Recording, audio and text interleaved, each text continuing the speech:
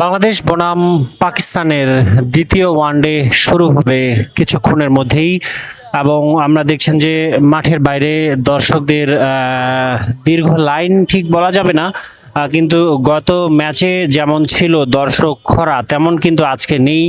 আমরা দেখছি যে সাপ্তাহিক ছুটির দিনে বাংলাদেশ বনাম পাকিস্তানের খেলা দেখতে কিন্তু বেশ কিছু দর্শক কিন্তু উপস্থিত হয়েছে এবং জানিয়ে রাখি আজকে বাংলাদেশ জিতলেই কিন্তু সিরিজ জিতবে বাংলাদেশ।